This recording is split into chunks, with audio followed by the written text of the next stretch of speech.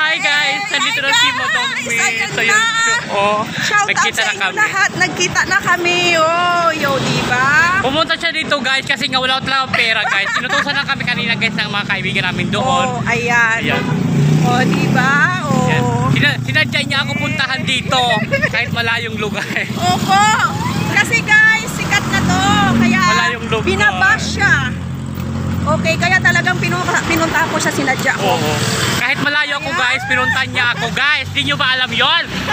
Caloocan pa ako galing. Pumunta ako dito sa sikat na si Jimar. Oh, diba? Hey guys, ito po yung ito po yung order ko guys. Kung nakikita mo yan guys. Thank you. At ito po yung si Madam May.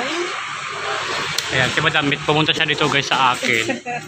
Pinuntahan niya ako kahit malayo po ako. Jimar Vlogger, sa iyong pagpapagkita sa akin.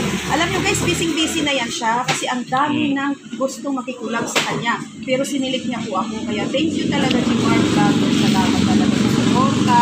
Simple lang yung aming pagkain. Ito lang guys, dito lang kami kumain sa Kalidaw Gate.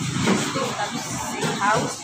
So, ayan. Maraming salamat guys. Support nyo guys si Jimar Vlogger guys going to silver na siya guys. Siya yung pinakamaganda na vlogger dito sa Bulacan. Oh, hindi ako. Meron pa dito. May sikat pa dito. Ay, wala akong pakialam. Basta ikaw para sa akin ang pinakamaganda. Thank you guys. Bye.